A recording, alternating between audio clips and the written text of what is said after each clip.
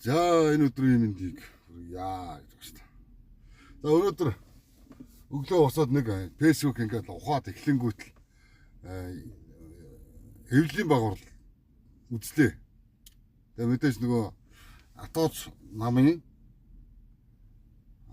Батурж гэдэг Батурж гэдэг тэр ахгүй ярьж байна. Тэр хэвлэлийн багварал дээр ярьж байна.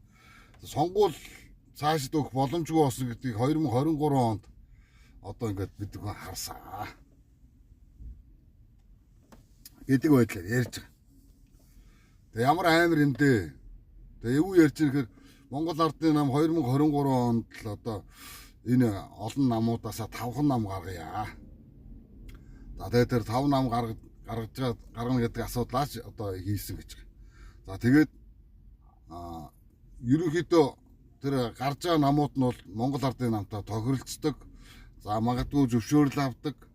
За магадгүй одоо даалгавартайгаар ингэж ажиллах ийм одоо квот ч гэдэг юм уу ийм зүйл болдгоо гэдэг ийм тухай тэр Батурж гэдэг хүн ярьж байна.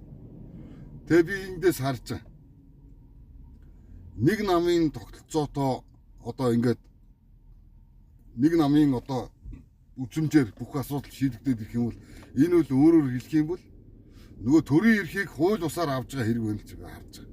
Яагаад ингэж харахад үгүй гэвэл Монгол бол ардчилсан үндсэн хуультай ардчилсан одоо тогтолцоотой ийм одоо улс байгаа. Тэгээ ийм байдалтай байхад одоо тэгээд цаашд яах ч ёстой юм мэдгүй. Тэгээд одоо улсын хурлыг тараах ёстой гэдэг ийм жагсаал цуглаан хийх гээд байгаа юм байна гэж ойлголоо. Тэр одоо бас нэг намын нөхөр байдаг хэм блэ? Жагар гэдэг нөхөр очсон бас тэнд хамт суугаад янз янзынхаа юм ярилцж байгаа шиг байна. За мэдээж одоо энэ улс төрийн хэллэгээр бол нөгөө жижиг улсны намууд нь нийлээд улсын хурлыг тараах ёстой юм байна гэдэг ийм зүйлийг ярилцж байна. Тэгээ мэдхгүй одоо би бол одоо харахтаа бол энэ улс төр хийгээд байгаа юм уу? Үнэхээр тийм болоод байгаа юм уу? Бүү мэд. Тэгээ одоо энэ үндсэн хуулийг харахад үндсэн хуулинд бол одоо нэг намын одоо заавраар сонгуулийн үйл ажиллагаа явагддаг ч гэдэг юм уу тийм зүйл байхгүй. Ийм шиг байна лээ.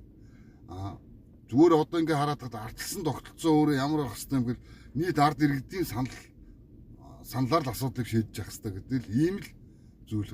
Тэгээ өнөөдөр нөгөө юу гэдэг юм энэ ардчилсан энэ тогтолцооны үнэт зүйл нь юу юм бэ гэхээр